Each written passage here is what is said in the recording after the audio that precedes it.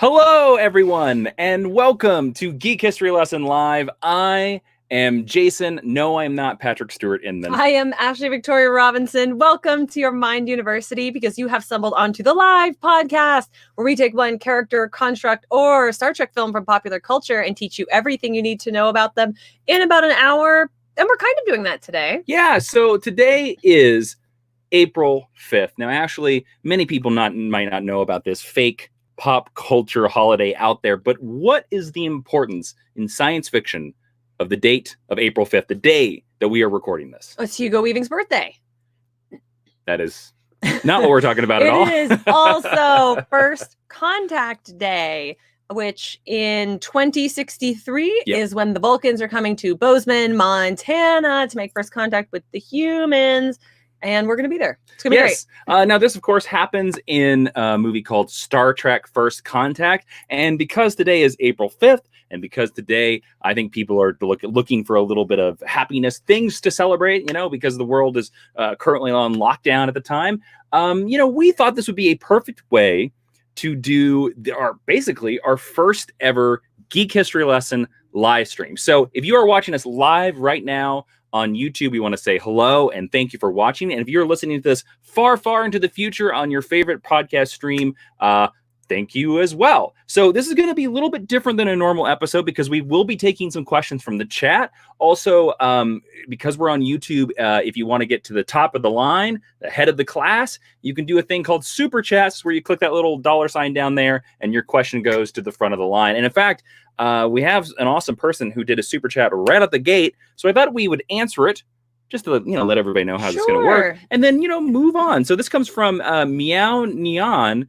who says, here you go, the first Viola Desmond, or John A. McDonald, if you prefer. I do not understand either of those references. John A. McDonald is who is on the Canadian, because that's CA. It's a Canadian $10 bill. This is Canadian. Oh, thank you. Hello. Nice Canadian. They ask, will you ever do a live show about Canadian superheroes with Cape Joel and Sal from Comic Pop? Thanks for a great show. Well, thank you for listening. Sure. Maybe. I'm not opposed to that. Yeah. I mean, I love talking with our friends, Sal and Cape Joel only Cape Joel is in Canada. Yes. Sal is in New Jersey, which is almost Canada. Yes, which is almost Canada. I call it almost Canada all the time. In fact, so does Kevin Smith. There you go. So anyways, so thank you that, guys. So if you want to do some super chats, hop to the front of the line. We will do regular chat questions normally in our normal Geek History Lesson discussion. So let's move into, because this is a Geek History Lesson, everybody, the 10-cent origin. Ashley, what is that? Well, the 10-cent origin is the first part of the podcast where if you ever go to a Star Trek themed cocktail party, please invite us. And if somebody doesn't know what's up with First Contact, you can tell them. Yes. Okay. So the 10-cent origin of Star Trek First Contact it was directed by my space doppelganger, Jonathan Frakes, Commander Wrecker, of course. It was produced by Rick Berman. It has a screenplay by Brannon Braga and Ronald D. Moore, and a story by Rick Berman, Brannon Braga, and Ronald D. Moore. Now, Ashley, if they do not know who Brannon Braga is, how would you best describe that? Brannon Braga is one of the gentlemen. I don't know his credits other than Star Trek. Well, he is the creator of Star Trek Enterprise. He was the showrunner of Star Trek Voyager, and now he's a big producer. He brought back Cosmos, and also he is a big producer on the Orville. Ronald D. Moore is also the creator of the Battlestar Galactica reboot. Ronald D. Moore is the one that I know more about. And he's currently working on Outlander. Yes. So the release date for Star Trek First Contact was November 22nd in 1996. Its budget was $45 million. Its box office actually was $146 million. So it made $100 million more. Okay, I mean, no wonder they greenlit more movies. Of course. All right, so now we're going to the Meet Cute. What is that, Ashley? The Meet Cute is the second part of the podcast where we steal a term from romantic comedy writing, not science fiction writing, and we tell you where we first meted this movie and how cute it was. Yes. Now, Ashley, you have... I didn't know this until we were talking right before the podcast. You 100% knew this. I don't know if I knew this. Yeah. What is your Meet Cute for Star Trek First Contact? So other than the JJ movies, the only Star Trek movie I had ever seen was Star Trek Nemesis until I met Jason, and Jason showed me all the rest of them, including First Contact. Wow. That's when I first saw First Contact, like 5 years ago, probably. Right. So tell us a much more interesting story about where you first met Star Trek: First Contact? I saw Star Trek First Contact in theaters in Parsons, Kansas on the opening weekend. So I would assume I probably saw it on November 23rd in 1996. I loved this movie when it first came out. And when this movie moved to rental, I ended up renting this movie a lot. I would force friends to watch this. How much money do you think you spent renting this movie? Well, let's be fair. My parents spent this money, not me. Okay. My mother, who has been on this podcast before, dear Bernadette, has a former GHL guest, spent probably tens of dollars. No, I mean, well, back in the day, like I can't remember like what it cost to rent a VHS, but I would guess it was somewhere between like $1.50 to $3 a pop. So my guess is all total, probably $30. Wow. Which it was a lot. Way more than you would have paid for the movie ticket. It was a lot. But I eventually bought the VHS and the DVD and now the Blu-ray. And in fact, a good friend of our YouTube channel and stuff like that, Adam Drozen actually gave me a first print poster from the archives of Paramount because he knows of my love for this movie. Okay, so let's move into the main discussion of this movie. Of course, we're just going to be working through this movie kind of basically through the plot. We do have a surprise if you guys are watching this on the live stream. Otherwise, too bad. You don't get the surprise. Well, if you're listening to this audio podcast later, it's not going to be as effective. But we have sort of figured out the way to play some video clips. So we're going to be playing some clips from the movie. Of course, all those clips are property of Paramount Pictures, and I can't wait till they claim this video later. Hooray! Anyways, there will be full spoilers for this movie, even though this movie came out in 1996. So if you haven't seen this movie by now, too bad. Yeah, I'm gonna say go watch it. It's a really, really incredible movie. So this movie starts out with the amazing music of Jerry Goldsmith. And actually it does something that's pretty bold and something that is not very common nowadays. It starts out with a credit sequence that is just black and white letters. Now, Ashley. Yes. Pretty bold choice, especially for a science fiction movie to just start. And they just let the music carry. Now, I'm going to say that this Star Trek First Contact theme by the late, great Jerry Goldsmith is one of my favorite movie scores of all time. Wow. All time. I absolutely love this theme. I think this theme is amazing. I think it's very sad. I think it's very heartfelt. Actually, going into this movie cold, do you remember the first time, or even when we watched this last night, what do you think this opening theme, what do you think about starting the movie with basically just opening credits and then right into the Borg? I think it speaks to the confidence that they have in this movie, which maybe was a little unearned at the time because this is the first TNG movie we have. We don't know if these characters in these types of stories, because TNG is a very different beast than TOS, and we've had TOS movies up to this point. Well, we had a TNG movie before this with Star Trek Generations. But it's the first solo TNG movie. Yes. Because Captain Kirk wasn't the last So one. we don't really know if this is going to work. So I think it speaks to the confidence that Paramount had when they were making this movie. I would love it if you could talk a little bit. You told me this yesterday about why this music is hard to find. Oh, yes. So if you own the soundtrack for Star Trek First Contact, and I do, oh, by the way, everyone, if you are watching the GHL live stream, Intern Brago has popped into the video feed.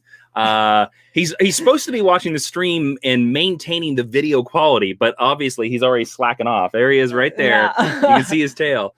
Anyways, so Jerry Goldsmith teamed up with this score with his son, Joel Goldsmith, who you might not know Joel Goldsmith, but Joel Goldsmith is responsible for the opening theme to Stargate SG-1, Stargate Atlantis, Stargate Universe. He's responsible for a lot of the Stargate Universe music. Sadly, Joel Goldsmith has also passed away along with Jerry. It's too bad. I believe it is something to do with a rights issue with Capitol Records, who released the soundtrack, was why this entire soundtrack is not online. And it sucks because the movie score, there are some pieces of this this movie that are fantastic.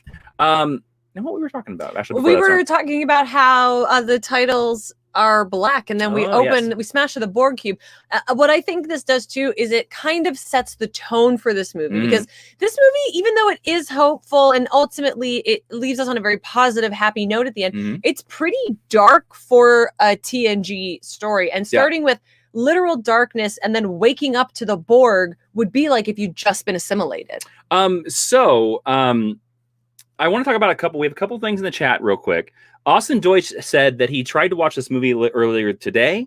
He couldn't find it on streaming. This movie is free on Amazon Prime right now, guys. In fact, where I'm going to be playing all the clips are going to be from Amazon Prime.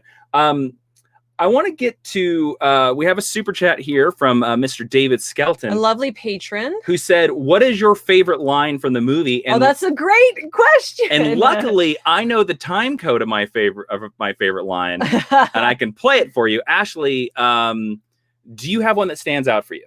I haven't thought about it before this very moment. Probably something that the Borg Queen says, because everything that the Borg Queen says is a double entendre. So she's really fun. But I don't know. There's a lot of really excellent lines in this movie. Maybe when Zefram Cochrane says, I don't want to be a statue. I like that. That's a good one. All right. So I'm going to play you my favorite line. I don't have it exact, so we're going to watch a little bit of the scene in honor of David Skelton's super chat. So here we go. All right. Magic. It is one of the pivotal moments in human history, Doctor. You get to make first contact with an alien race. And after you do, everything begins to change. Your theories on warp drive allow fleets of starships to be built. I believe it happens after LeVar talks here. The galaxy. It unites humanity in a way that no one ever thought possible. Her lipstick looks great. They're not alone in the universe. Poverty, disease, war, they'll all be gone within the next 50 years. But unless you make that warp flight tomorrow morning before 11:15, none of it will happen. It's this line. And you people, you're all astronauts on some kind of Star Trek. Yeah, I'm a sucker. I am a sucker for movies that say their title. I don't know why. And also, like, I just like the fact, because Star Trek is such a an old timey kind of like yeehaw kind of like statement. The fact to bring it in there, the fact that they snuck that in there, I think, is so genius. I love the detail where he calls them astronauts. Yes. Because that would be the only reference that he has for what people like that do. So I think that's really smart writing. Now, Ashley, fun fact, I want to continue our conversation on this movie. Yes. And I want us to talk about something from this clip right here. Okay. Captain's log, stardate 50893.5. The moment I have dreaded for nearly 6 years has finally arrived. The Borg, our most lethal enemy, have begun an invasion of the Federation. And this time there may be no stopping them. So I want to talk about, this is the first movie with the Enterprise E. The Enterprise D was destroyed. The classic ship right here. And if you're watching the live stream, the Enterprise D right here, the old circular girl, was destroyed in the last movie. And we went to a longer, kind of more like TOS looking Enterprise. John Eves designed this ship. Yeah. What do you think of the Enterprise E? I think it's beautiful. I think most of the effects in this movie actually really hold up, which is super, super impressive for a film made in '96. I think only the gas towards the end gets a little like, this is a Lara Croft Tomb Raider kind of thing. Yeah, some of it. Well, smoke and that stuff is very tough particles to do, are always tough. I think it's so beautiful. I actually would have compared the design of the ship to be very proto Voyager, because Voyager is kind of that longer football look. So there is a fun story with that. Please. I know Voyager inherits so many things from this movie. I do not know off the top of my head who designed Voyager. That's okay. But John Eves is the artist that did the Enterprise E. And apparently they were designing both ships at the same time. Or maybe they were like psychically connected. So here's the thing. The only description from the script that Ronald Moore and Brannon Braga gave is they were like, we want it to be sleeker and we want it to be more like a warship. And so John Eves took that direction and like took away the neck and did the stuff like that. And so when he met the designer who was creating Voyager, they both were surprised that both of them took the necks out of the starships and how similar their ships looked, but they had no crossover. Neither of them saw each other's designs until they were finished. Interesting. So I think it's one of those beats of the creative consciousness of the world, sort of this like works out. So the USS Voyager, designed by production designer Richard D. James and illustrator Rick Sternbach. Rick Sternbach. That Yep. sounds really good. By the way, there Yeah. is a great oh, sorry, I accidentally played the clip. There actually is a really great John Eves book about all of his designs. Now, actually, Yes, I know what's going in our recommended reading then. I'm gonna I want to talk about something else here. Okay. Again, this is also the first movie with the new bridge. We do not have the tan-colored Enterprise D bridge. This is a very gray bridge. This is a very claustrophobic bridge. What do you think about the Enterprise E's movie bridge? We get this bridge for 2 more movies. Well, you've pulled up a clip with my favorite character who's only introduced in this movie.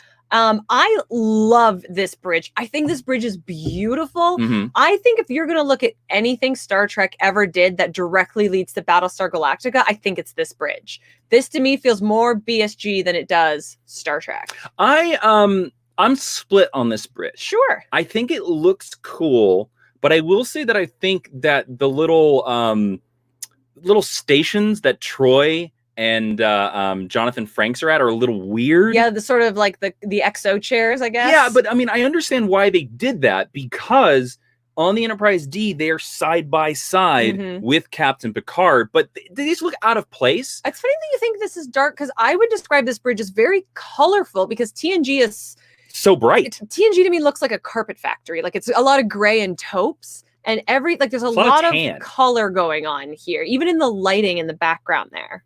We have a great question here. I just learned, everybody, that I can put questions up on the screen. Hurrah! Yay! Let's see if I can show it here. Adam Grinther has a super chat. Says, why do you think there are constantly references to Moby Dick throughout Star Trek? Actually, that's a great question. I have many thoughts on this, actually.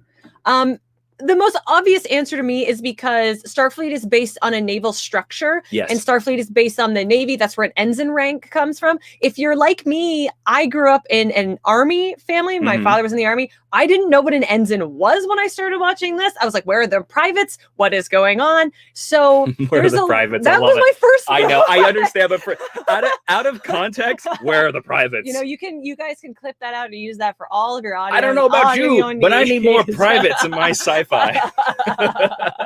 Quote that on a back cover of a book somewhere. Ashley Ivy Robinson. If you draw a nice fan art of me saying that, I'll send you something. But so there's a lot of nautical influence throughout, and Moby Dick is arguably, from an English literature point of view, the Mhm. most important work of fiction set on the sea, with maybe the Odyssey being the only other contender. Mhm. But it also has such the focus on the white whale, and there's a lot of poetic quotes about revenge and about the human condition that come out of it. Mhm. I also think for that very reason, it's the easy choice. It's a way easier choice than pulling from the Odyssey, or pulling from Horatio Hornblower, or pulling from anything else. And particularly with the structure of this movie and Picard's arc with the Borg Queen, it's very similar. I also would bet that maybe like Braga or Moore really liked Moby Dick. I mean, for this one, it's very obvious because this is a revenge quest. Yeah.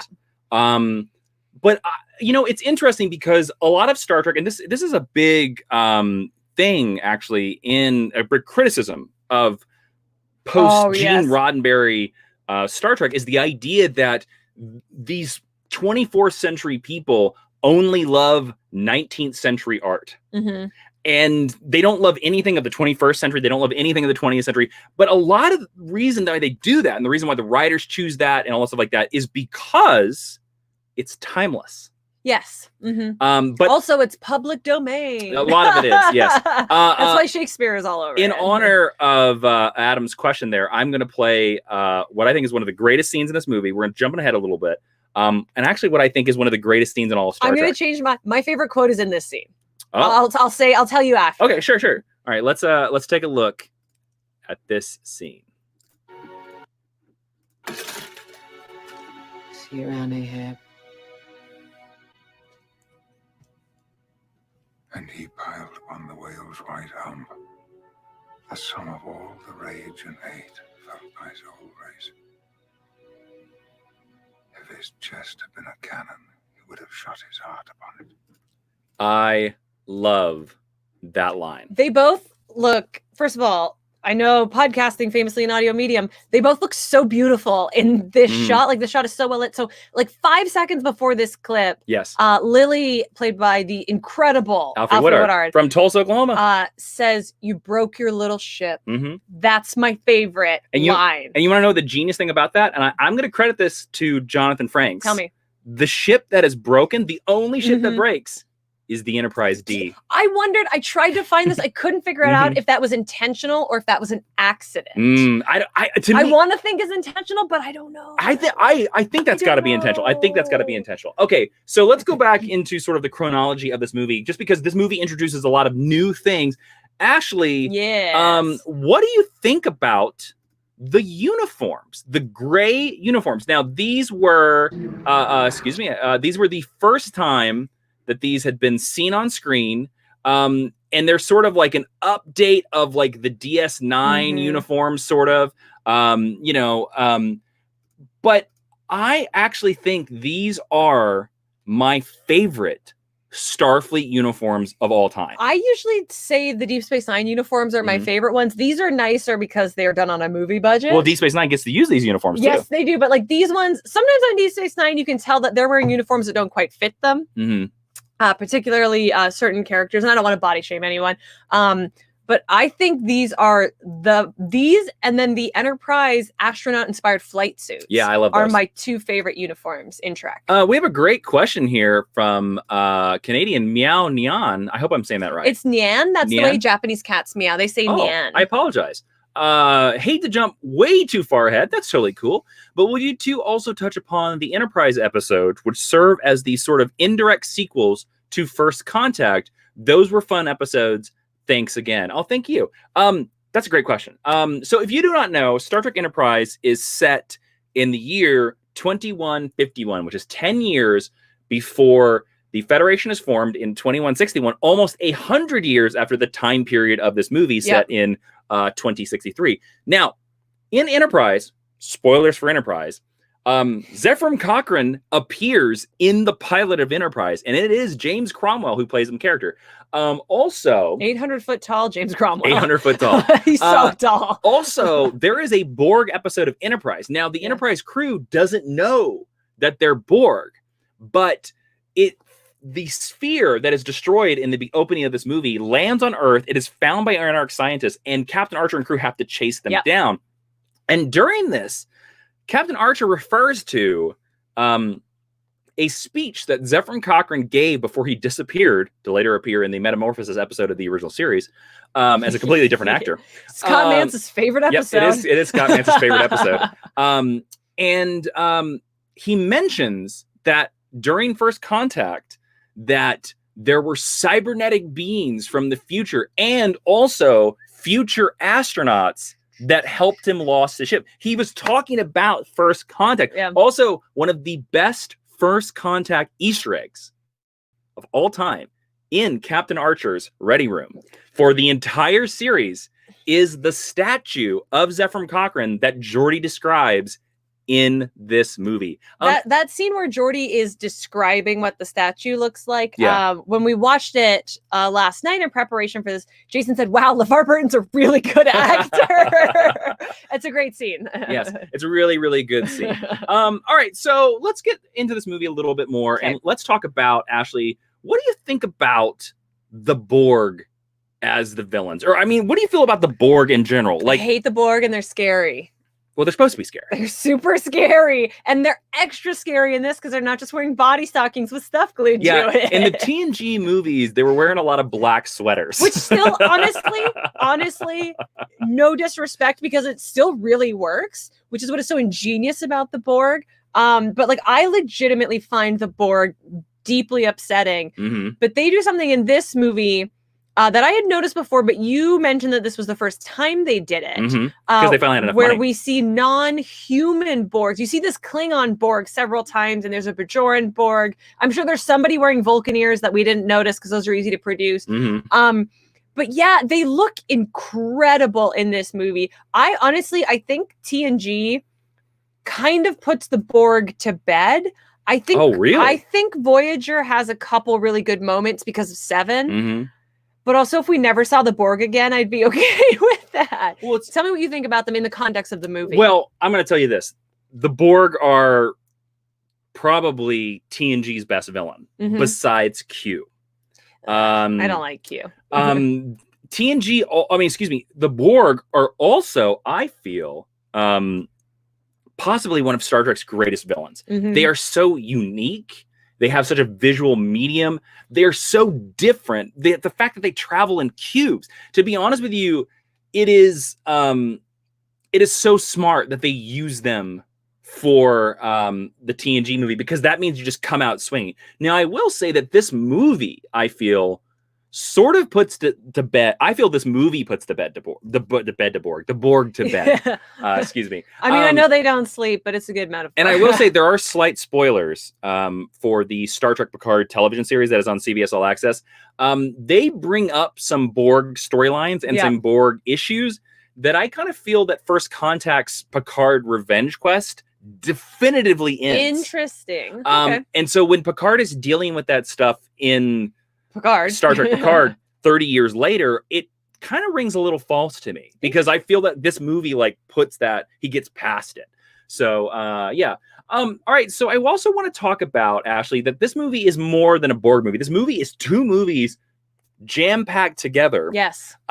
They set this movie in the time period of 2063 during First Contact. Now, do you think making this during 2063 was a good choice? Was it the right to sort of see a seminal moment in the Federation that we had never seen before? So if you're making this movie in 1996, and I think you have to look at this particular choice through that lens. Yes.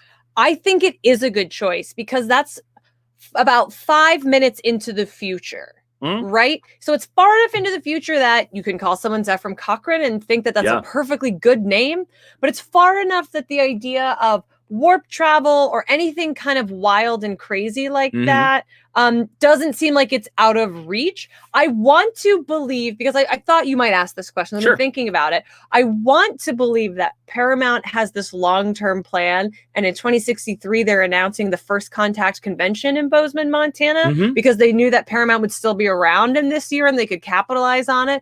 I do, ultimately, with all dates that are picked, it's kind of like how the eugenics war was supposed to happen in the 90s. It's nothing. Those were a tough 90s, guys. It's when Khan took over India, I'll tell you, it was rough. Oof. It was real bad. Well, he was a Sikh. They told us that in TOS. I know. So it's nothing but arbitrary, but I actually think they picked a decent choice. Now ask me that again in 2063 when we're reprising this Geek History Lesson, and I might feel a little different. Well, the other scary thing about 2063 is they talk a lot in this movie, and the reactions of Zefram Cochrane and Lily are all in reaction to, they just got over the Third World War. The Third World War, everybody, is supposedly going to happen somewhere in the 2040s. So buckle up. Star Trek also thought that in the future, and then in 2063, we'd have little discs that our music came on. So they can get stuff wrong. Well, I mean, it's also the thing, if you want to go there. I just don't want to, and I don't want to indulge the idea of World War III. In all three of these next TNG movies, Picard is always dealing with pads as paperwork. And they have 100 pads. Like, you don't have one that's a terabyte. You don't have a network. You don't have Wi-Fi. You can't airdrop. You don't have the cloud in the 24th century, but that's something you just have to get past for. All right, so I want to talk about Zefram Cochrane. Now, the whole B plot of this movie, and again, it's weird that this movie is a B plot because it's called First Contact. Because it's called First Contact, but the Borg are definitely the A story. Yeah. And it's funny because, and I know in the writing of this movie, they actually considered several different time periods. They considered World War II. They considered medieval times. Oh, that would have been Yeah. No. And in fact, I think from what I read, it was Rick Berman's idea to set it in 2063 and to make it about the first contact of the Federation. I tip my hat to him if that is the case. Yeah. Initial titles for this movie also were Star Trek Borg and Star Trek Resurrection.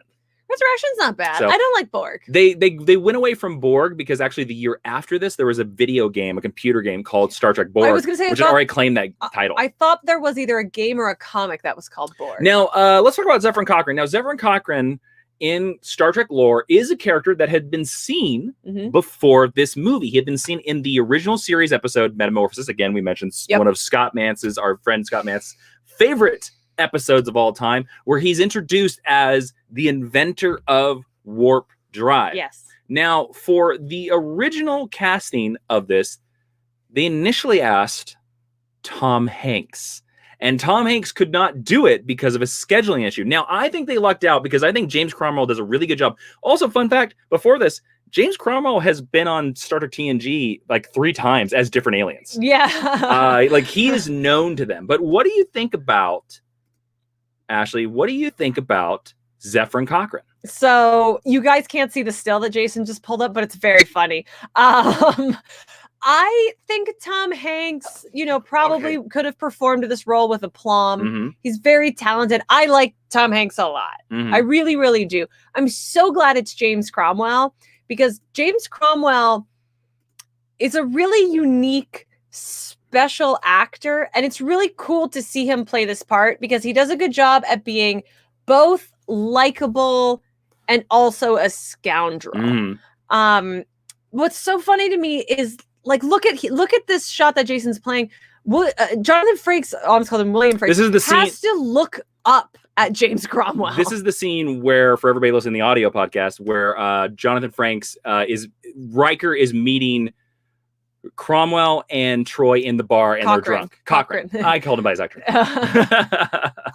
You had mentioned that he was not super, super famous yet because Babe is what really put him on the map. I think in terms of Hollywood.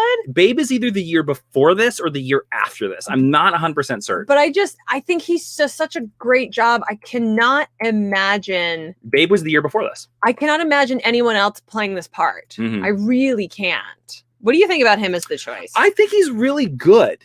I think he's really, really good in this part. Now, I think sometimes they pushed him too far. Again, there were a lot of rumors that in the writing of this movie, Brannon Braga and Ronald D. Moore were sort of basing him on Gene Roddenberry, but they also got very in love with the idea that the perfect Federation was founded by a flawed person. Well, if to take the Gene Roddenberry metaphor and run with it, very similarly. Yes. Yes. So I think he's really good. I actually I mentioned this last night when we watched the movie. I really love his stupid studded baseball hat. It's just future enough for some reason that it doesn't look too stupid. I love the way he plays drunk. Because Marina Sirtis is drunk for several scenes in this movie, and in my opinion, she's being a little too broad. Yes. Playing drunk is really hard. Don't go questioning my counseling techniques. When she brings in her English accent, when she decides to do that. Yeah. But when you're drunk, you're trying to convince people you're sober. And I think he does a great job at walking that line. And then in the end, when he brings the Vulcans into the bar, to me, it's a culmination of that. 100%. And he's trying to get them to dance with him. But to me, that's a mark of a truly incredible, a special actor. I call actors who are really great special. Is if you can play drunk convincingly. And he's drunk for this whole movie. Pretty much. And he's obsessed with the song Ooby Dooby. It's not even a good song. It's not a good song. I'm sorry, not to judge, but it's not a good song. It's the song they got the rights to. So I want to play another clip here, and this is where Riker, Geordi, and Troy are trying to convince Cochrane that they are from the future. So they have programmed his telescope to show them the Enterprise. And also, I played this a little bit earlier because it has my favorite line. But I have a nice little Star Trekian fan theory that goes into the scene. And so because of that, I want to play this scene for you all.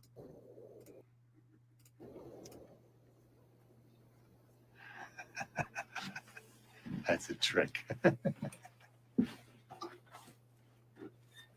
How'd you do that? It's your telescope. That's our ship, the Enterprise. Boom. Okay, there it is. So at that moment, he is told by people of the future that their ship is called the Enterprise. What is the first ship that has a Warp 5 engine built by Zefram Cochrane and Henry Archer, who is the father of Captain Archer Scott Bakula? It is called Enterprise. I think just with that, I have a weird theory that this is a self-fulfilling paradox, that because Deanna Troi and all of them tell him that their ship is the Enterprise, that Zefram Cochrane, when they're building the later ship, is like, you must call it Enterprise. Interesting. It's a I know it's like reaching deep, and it's totally not there in the movie. But I just kind of like that. I think that's cute. I don't love a self-fulfilling paradox, but in this case, I'll allow it. Yes. We have an awesome super chat here from Elliot Troy, who says, I'm a Star Trek fan who has absorbed all of it in the last 5 years. Oh, wow. Like all 800 and so episodes. Love all access stuff and the original series. With two shows on air, animated to come for 3, it feels like a lot. What do you think comes of this? That's a great question. That's also a huge question. My hope is that we get into another golden age like we did right when Voyager was in season 1. In my prediction, this is the golden age, because at 96, at 96, Voyager was ending its first season. DS9 was in its, I think, 3rd season. Right about to hit perfection. And then this is a huge movie, and they all happen in the same year. Yeah. So my hope is that the more Trek we get, and each series should get better and better and do something better than the previous series, because you've got a lot to learn with. I hope that we get kind of back to an era like this, because Trek is one of my all-time favorite franchises, my favorite sci-fi franchise. What do I think is going to come of this? I mean, I think CBS is trying to get us nonstop Star Trek at all times, and that's not something I can be mad about. How about you? Thoughts, theories, conjectures, wild emotions? Well, I'll tell you this. I don't think it feels a lot at all, because right now their current model with CBS All Access is that none of the shows are on at the same time. None of them cross, which is, I think, genius. I think it was a lot during this period, during the 1996 period. Again, a movie and 2 shows on the air. Yeah. 2 shows also, by the way, who had 26 episodes a season. Too many episodes. Discovery has 13. Yeah. Picard has 10. I believe they've already announced that the upcoming Lower Decks only has 10 as well. And I think those are half-hour.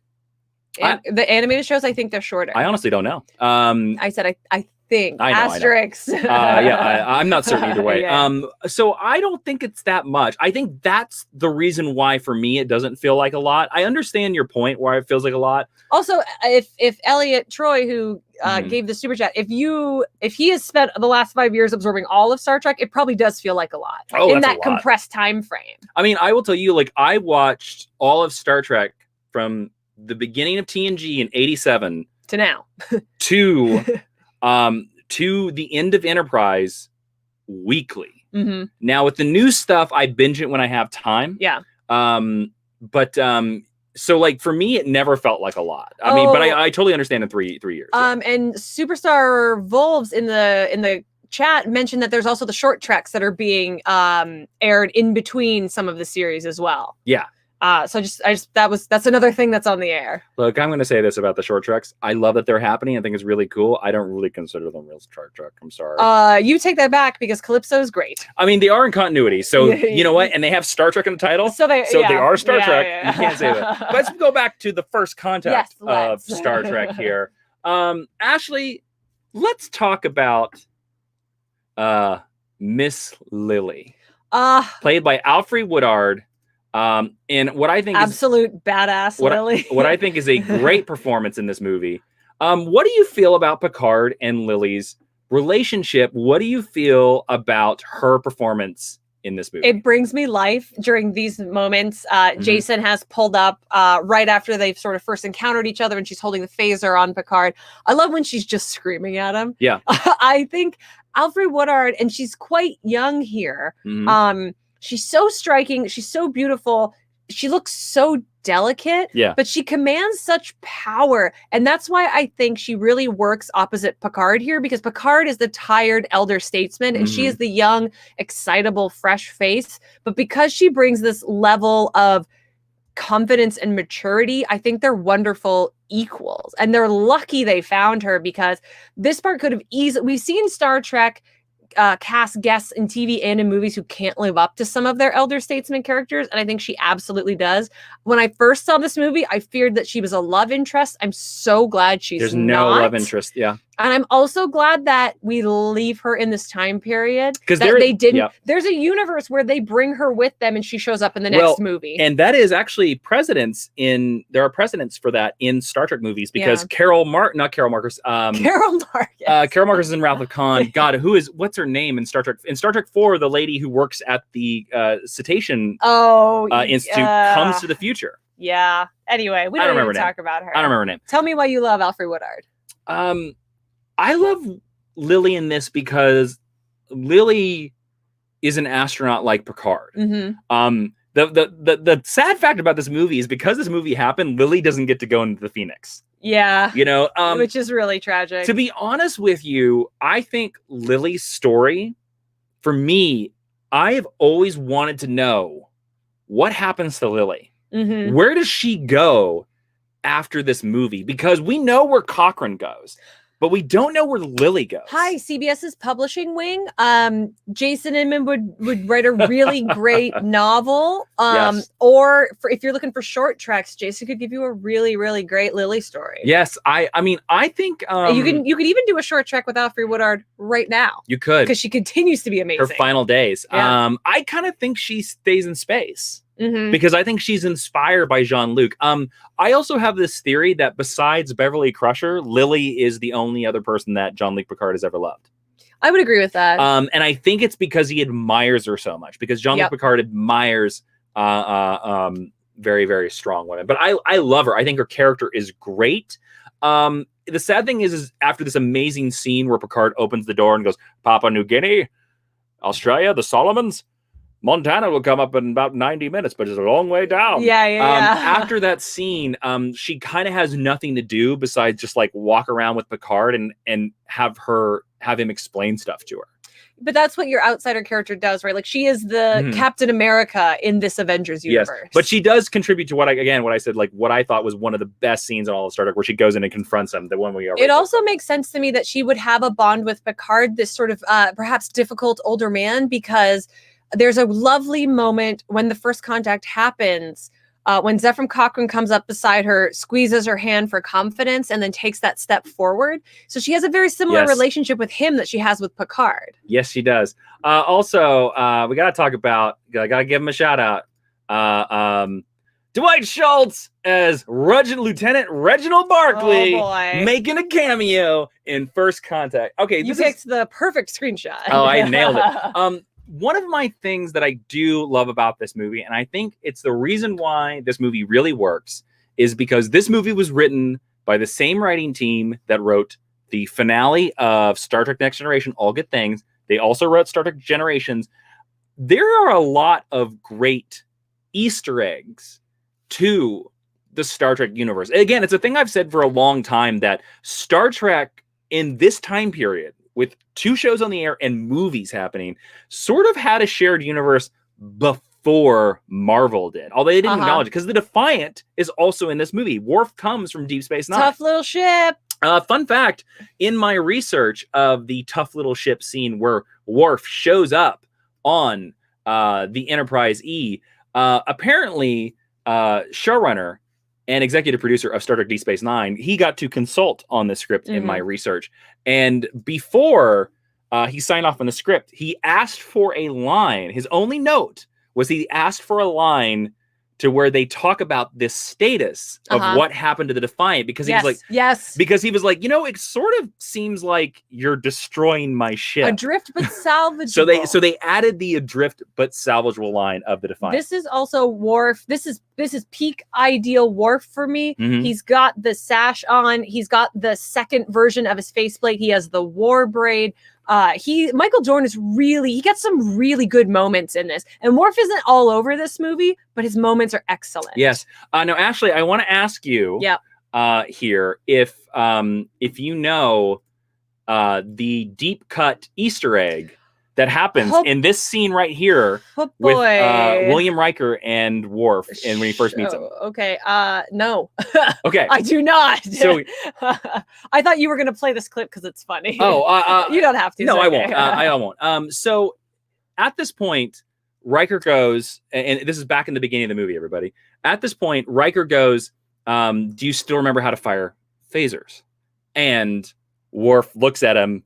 And oh no, he goes, tough little ship. And then he goes, do you remember how to fire phasers? Worf gives him a look and Riker moves on. Now, Brannon Braga was working on Voyager at the same time. He had a full-time day job as he was writing this movie. Yeah. Ronald Moore was working on Deep Space Nine at the same time. So they wrote this movie in evenings and weekends. Now, that's a lovely problem to have. It is a lovely Paramount problem. can hire me to have that problem at any time. I would love to have that problem. Here is the Easter egg. Okay. Before this scene, Jonathan Frakes had guest starred on Star Trek Deep Space Nine as his duplicate twin, Thomas Riker.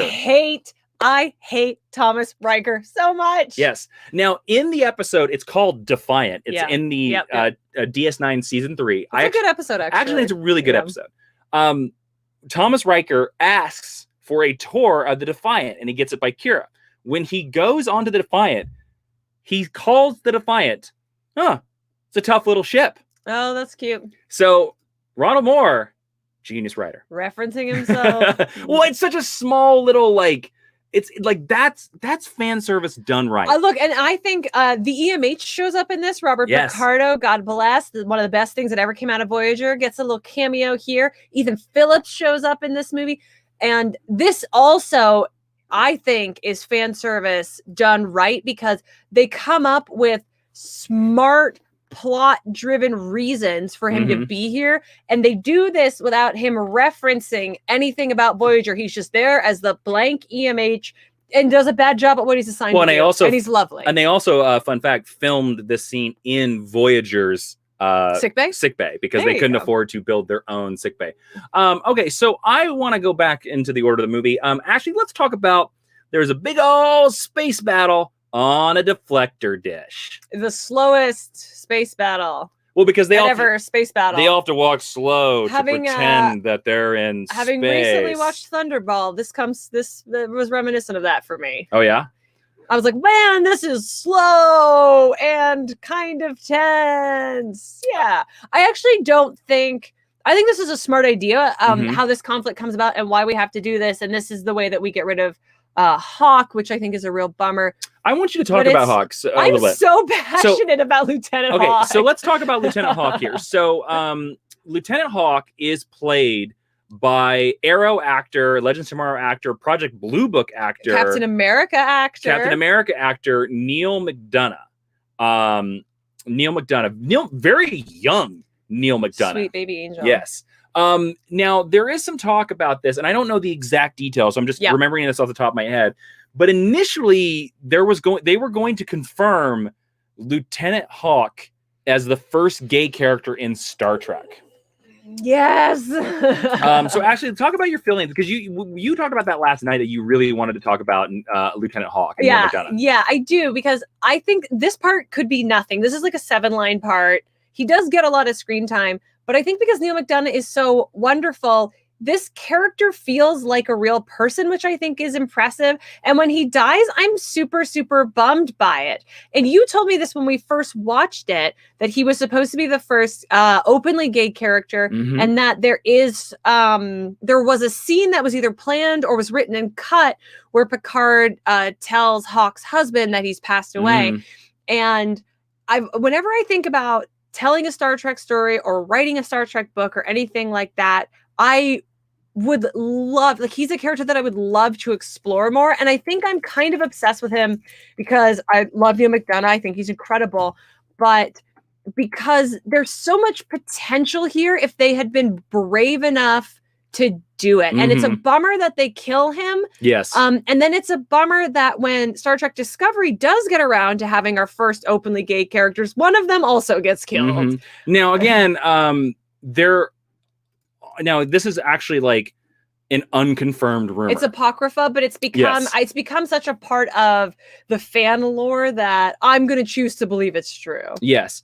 There's also another fun fact about this sequence, though, is that this is the first time a spacesuit had appeared in the TNG era. Now, up to this point, TOS had did spacesuits all the time. They were kind of goofy looking. Yep. But Rick Berman refused to do spacesuits because they didn't have the money to build them. With this movie, they built them, and these spacesuits later go on to show up in Voyager a lot. Also, if you are watching this live, or if you pull up a still from this, and you look at the insides of their helmets, this is before they stopped putting lights inside everybody's space helmets. Oh, Battlestar Galactica is very guilty of that. Yeah, I think BSG is what popularized that. Yes. Well, you got to like the actor somehow. I get it. Okay, Ashley, I want to talk about...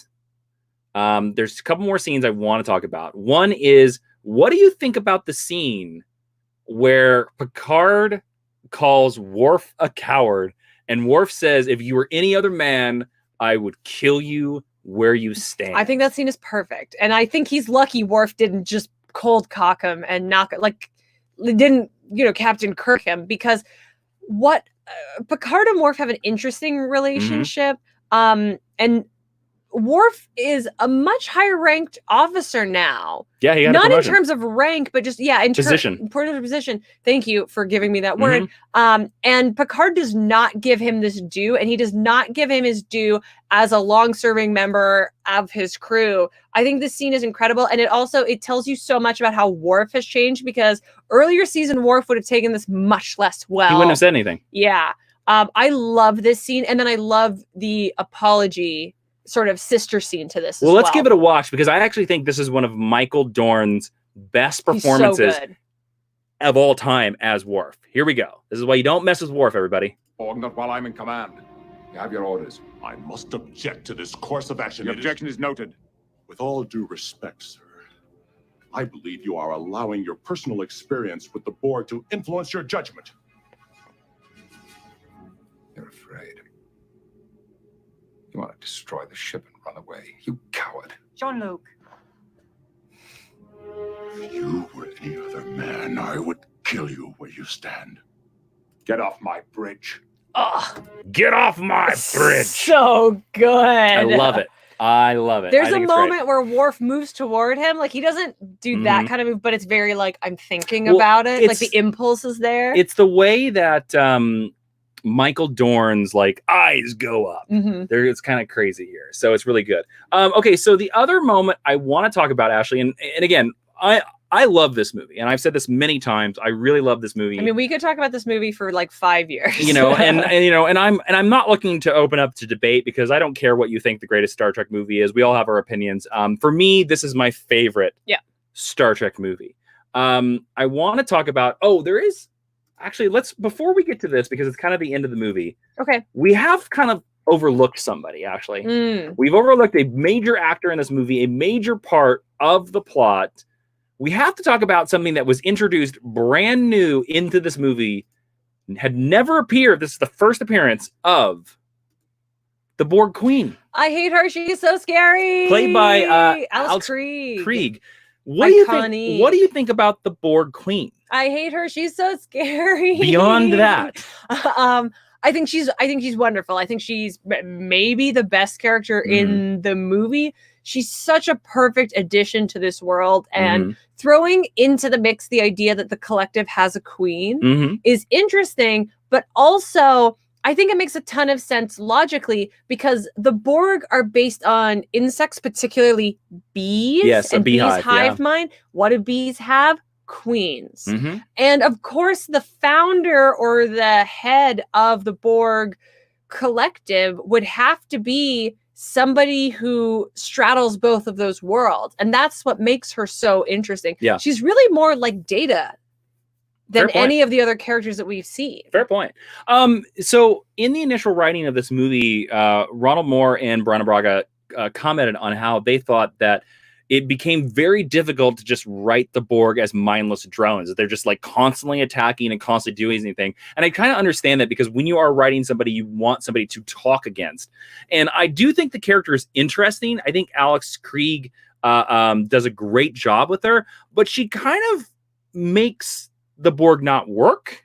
And also, she is very sexual in this movie for a Star Trek movie. I understand all of those arguments. I just think she's so cool Fair point. that I can forgive a lot of that. And a lot of that is the look. So again, if you're not watching this live or you're not watching the video and you don't know what the Borg Queen looks like, go look her up. Because props to Alice Krieg for sitting through this. Oh, yeah. Props for all the makeup and the costumers who worked on this. Like, she is iconic. That's why when people portray her, it's some of the best cosplay. I've seen a lot of drag queens do this look, and I think it's powerful. Well, fun fact, the Borg Queen, spoilers, does show up on Voyager. That's a bridge too far. And Steve Kemet, actually, in the YouTube chat right now, said also Arrow's mother, Susanna Thompson, plays her in Voyager. I didn't know that was Moira. We stand Moira here on the podcast. She plays her in every episode except for the finale of Voyager. In-game, they got Alice Krieg to come back. So in the finale of Voyager, it is actually Alice Krieg. Also, Alice Krieg appears as one of Freya's handmaidens in Thor: The Dark World. She's looking after Jane when Jane is sick. Really? Yeah. She's like one of the nurses. Oh, I didn't know that. That's so crazy. Okay, so we got to get to the end of the movie. To the title? To the first title, contact? to the actual first contact, which happens in the final scene of the movie. Actually, I've told you about how much I love this movie. I've told you about how I think there are so many good scenes in this movie. I know there are too many action lines for Picard. He says way too many James Bond puns.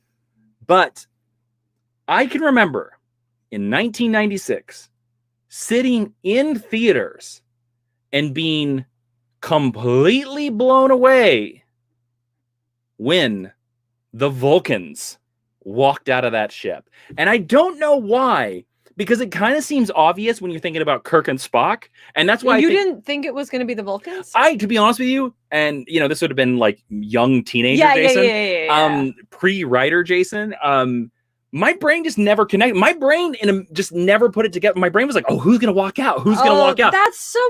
I love that so much. That's so precious. I saw this movie. I was blown away by this. I didn't even start watching Star Trek till like 2002, so I always knew that it was going to be the Vulcans. But I think this actor who they get to play the head Vulcan, I'm sure he has a name, has made me one of the all-time best faces to play a male Vulcan. He looks so incredible in this costume. No, I was... It makes total sense, but also that's so smart. But again, 1996 Jason had no clue that this was going to be the Vulcans. And to be honest with you, I just consider this to be so well done. I'm also happy they didn't make it like Sarek or like some other older ancestor of a Vulcan that like it's just a Vulcan.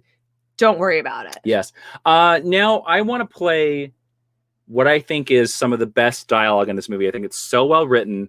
And when we get to talk about who we think the best actor in this movie and what we think this movie sums up, it'll fit in. So I want to play a clip here real quick for us, Ashley. Okay. Here we go. You gotta go.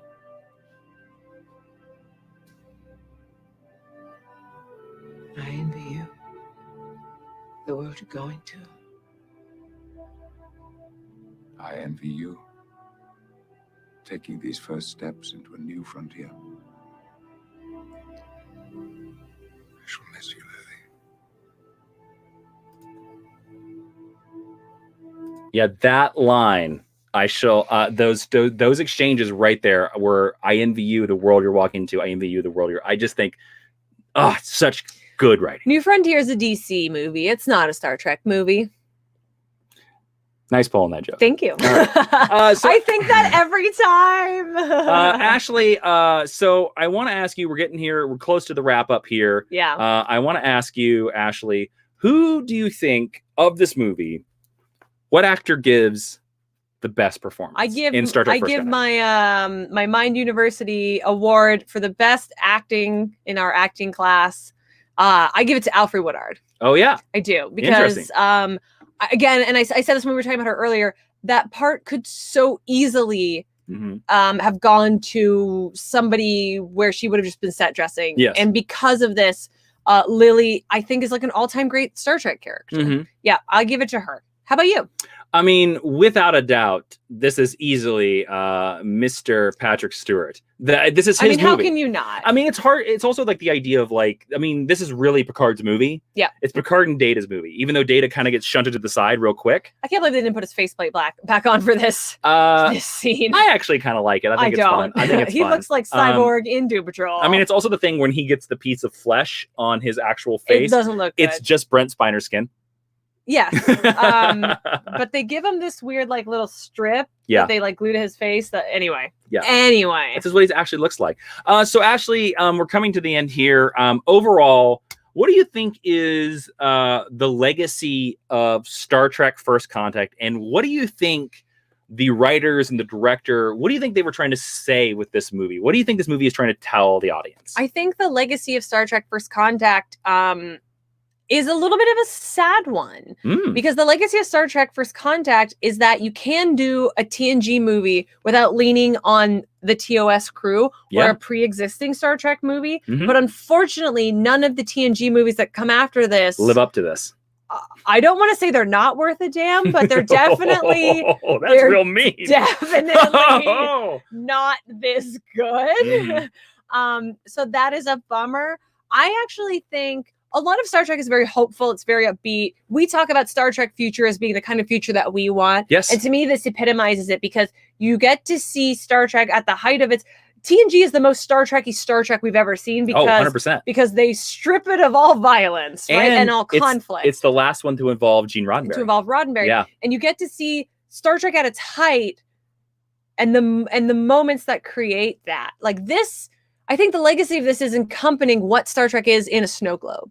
Oh, interesting. And I think this more than Wrath of Khan, which if you make the argument that Wrath of Khan is the best Star Trek movie, I understand that. I think this is the movie that all other Star Trek movies should be chasing. Oh, I agree. So tell me your final wrap-up thoughts. My final thoughts are, Patrick Stewart is easily the best actor in this movie. It's interesting. I think you are right. This is the most Star Trek-y of the modern movies. And it's funny because I think Star Trek Beyond is the other one that gets close, but not quite there. But to me, it's interesting. I almost think this is the last perfect Star Trek movie. And I say You're that not counting 09. I'm not counting 09 of that. I love Star Trek 2009. I love it a lot. And I do claim that I think that it is J.J. Abrams' best movie. However, it's not very Star Trekian. That's fair. It's definitely a modern action. It is Star Trek for the Xbox generation. Yes, and this is all about people learning to be better. That is Zefram Cochrane learning to be the epic figure of history that we know him to be, that the Star Trek has told us that he's been. This is also Picard letting go of his revenge. Yep. That line, the reason why I love that line at the end is like where he's like, I envy you walking into this new frontier. He's saying that to himself. This is a new frontier of him letting go of that pain, letting go of being like, I need to move past this. Finally healing from the trauma of being Locutus. This is now being a Picard that does not need to deal with the Borg, similar to Spock in the motion picture, moving past with the help of Voyager, moving past hating his human side. Yes. Like in the motion picture, it's the first time Spock is like, no, I'm perfect being the sort of hybrid. This is who I am. That's who I am. And it's perfect. I do not need to worry about hating my human side anymore. And that's what I feel like this movie is. And I don't think Insurrection or Nemesis get anywhere close to that. I don't either. I think there's great ideas and great moments in both of them. Agreed. But I think they are, I mean, if this is at a 10, I mean, they're struggling to hit a 5. Yes, unfortunately. Totally. Okay, so everyone out there that is watching this live, if you want to throw out some questions to us right now or do some super chats to us right now, this would be the perfect time for us to take your questions. We'll start doing those on the show. Because this is our discussion portion. This is our discussion portion. Where we're going to discuss stuff. By the way, if you want to go to our recommended reading, Ashley, where can you find that? You can find that at geekhistorylesson.com/recommended reading. We have dope little Amazon widgets. You go, you click on there, you buy whatever interests you. Jeff Bezos sends us money at no extra cost to you. Let's rob Jeff Bezos. And obviously, we're going to put First Contact in there. I'm going to put in the art book that Jason John mentioned. Eaves, yep. And a couple other cool things that I can find. So go check that out. Yes. Okay, so here we have the first question in our discussion period comes from Meow Neon. Say that again, I'm sorry? Nian, excuse me. I apologize. Who has been a killer in the chat Crushing the tonight. super chats. Said, now that you mentioned Khan in the 2009 film, what are your film rankings? Just curious. Plus, wanted to squeeze in my $5 before you go. Oh, you're sweet. Thank you so much for that. Okay, so do you have like maybe top 3 or top 5, like ones that you really like?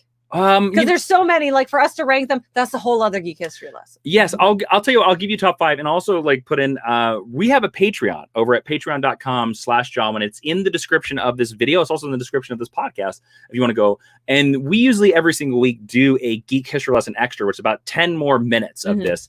We're going to talk about the other TNG films after this, our thoughts of why they don't live up to this, and our kind of rankings of this. We're going to specifically talk about the TNG films as a whole.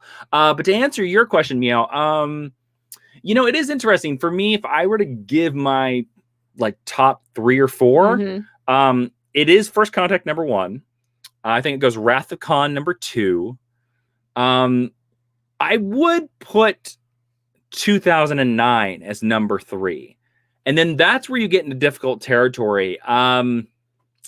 Number 4 is really difficult. I honestly think I might give number 4 to Star Trek VI, The Undiscovered Country. It's a good one. Ashley, what would you be your ranking? My top 3 would probably be the same as yours. And I think most people have those 3 movies kind of in rotation. Oh, yeah. Near the top of their list. I have a really soft spot in my heart for Nemesis because it was your first only Star Trek movie I'd seen for a long time. And even though I knew it was bad, I really liked it. And I maintain that Tom Hardy is shockingly good in it. He is good. And if you've never watched his audition tape, go check that out. You can find it on YouTube.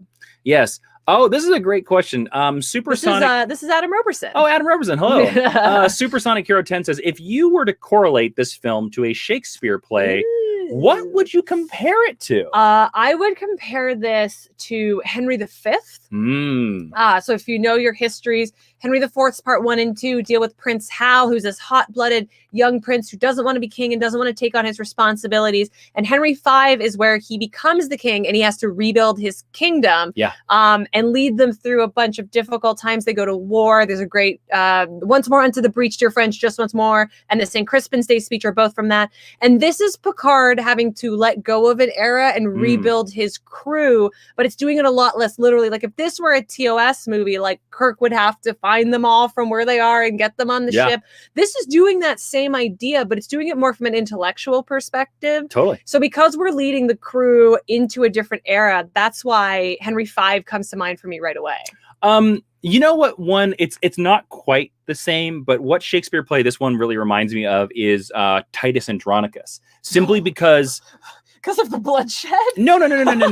Titus is vicious. Titus's character arc in Titus Andronicus is very similar to Picard's. The difference is that Picard pulls out of that dangerous downward spiral, and then Titus doesn't, and he cooks the Queen's children. Yeah, I mean, you know what? Fair. Yeah. Fair. You've convinced. I was like, Titus Andronicus. I know they're very different. Here's a great question by Jay Pereira, awesome patron of ours. In addition to the ship, what other design elements do you like from this movie? Okay, I said this a lot. I said this from first off. Oh God, I need to Google his name.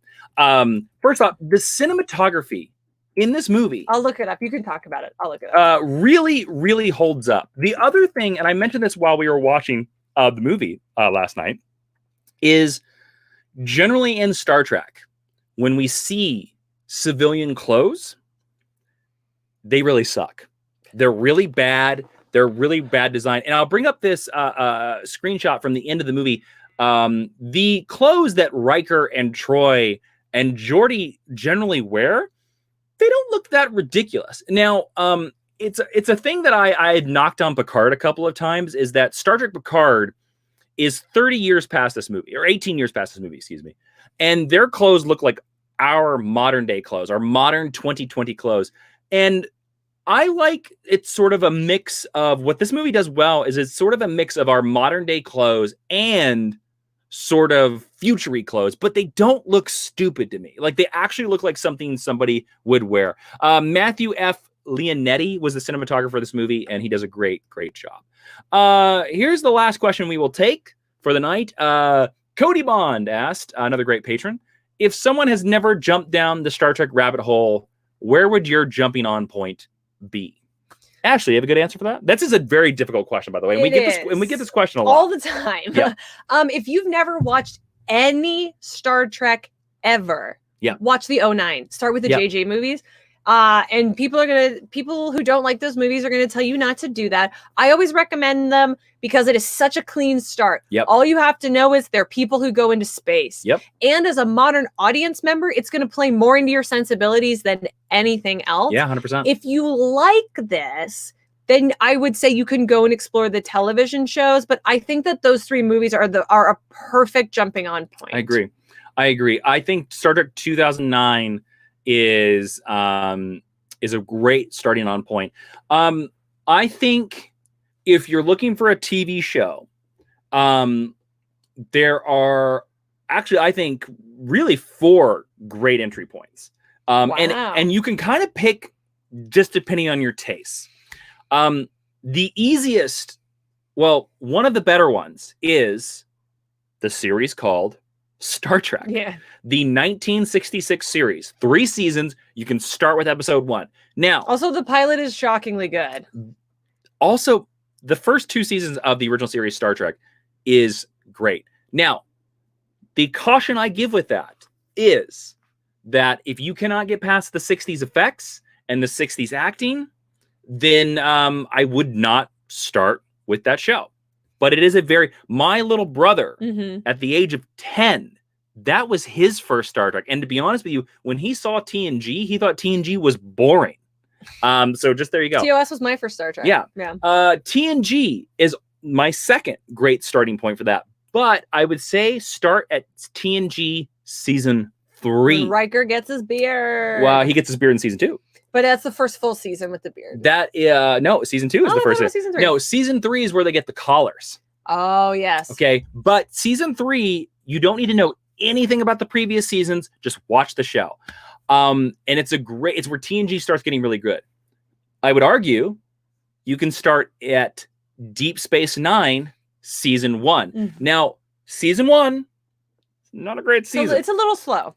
But if you can get through it, season 2 is fantastic. Season 2 is great, and it really, really, really works. My last jump on point would be Star Trek Enterprise season 1. Yes, you don't need to know nothing about. You don't need to know anything. Another good pilot about anything. It's a great pilot. It jumps you in there. Yes, there are some bad episodes in season 1, but I also will make the argument that Star Trek Enterprise actually has one of the better first seasons of all the shows. Good. Now, actually, I want to talk to you because I made you watch Enterprise because I'm a big Enterprise defender. You helped me watch. You didn't make me watch Enterprise. Yes, I forced you at gunpoint to watch Enterprise.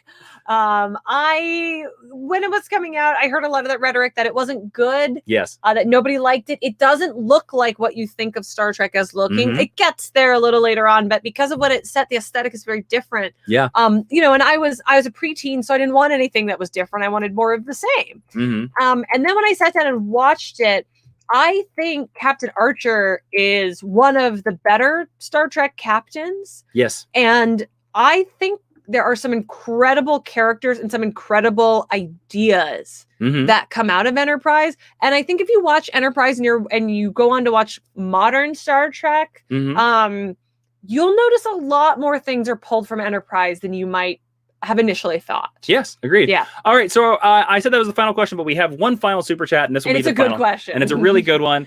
Van F108 said, "What would Captain Lance from Arrow say to the Borg Queen when first meeting her?" Now, this, of course, if you're listening, we used to do lots of reviews of Arrowverse, and I would always do an impression of Paul Blackthorne's Captain Lance. Now, I will say right out the gate, it has been a while, so this might be a little rusty. I'll see if I can pull him out. Actually, if you would be so kind to play the Borg Queen for this scenario, and would you give me would you say the first line of the scene? Sure. As the Borg Queen. Ah, I've seen you've woken up. I've never met a being from your timeline. Well, I don't got to explain myself to you. I'm a Captain Lance here, and you're in my territory right now. And I got to say that Star City doesn't want your ass anywhere near its city. You're under arrest. By the way, have you seen this guy wearing a hood? I am looking for a strong physical specimen. Yeah. Save it for the judge, lady. You will be assimilated. Resistance is futile. Yeah, you talk to your lawyer. Okay, there you go. I don't know if that was any good. But I want to say something that was good, this live stream. And this podcast, if you're listening later in the future. Hey, hello, future people. We had a lot of fun with this. I enjoy Star Trek First Contact. It was really great. And I want to thank everybody that showed up live for us and gave us amazing questions. Guys, do not forget that you can listen to this podcast on Spotify, on Stitcher, Apple Podcasts, everywhere you listen. And don't forget that you can follow this podcast at all the various places. Ashley, where can they find it? You can find it at geekhistorylesson.com, facebook.com/geekhistorylesson, or on Twitter at GHL Podcast. Yes, and don't forget to follow me on Twitter and Instagram at Jawiin. That's Jawiin. You can follow Ashley on Instagram and Twitter at Ashley V. Robinson. Ashley's been doing a lot of live streams daily on her Instagram, so you go check those out. And don't forget, if you want to support the Patreon, over at patreon.com/Jawiin. We're going to be talking about the TNG films over there. So this has been a lot of fun. Yeah. Thank you so much for coming to our Geek History lesson on Star Trek First Contact. I have been Jason, was not assimilated during this episode, Inman. I have been Ashley Victoria Robinson. And I was waiting for you to kick it to me. No. You want to do the final? Fine. You don't want to end it? Jason, Do you want to do it? Would you please I'll give it to you. I'll give it to you. Dismiss the class. Now I want to hear yours, No, Ashley. What was your outro? You'll never hear it. No, I want to hear We'll it. save it for the extra. Ashley, Professor Ashley, how would you have ended this podcast? You're gonna be like, you've built it up now, so it's gonna be really lame. Okay. And now, Professor Ashley, will you please dismiss this live stream? Live long and prosper. Oh, that was sweet. That did live up. Bye-bye, everybody.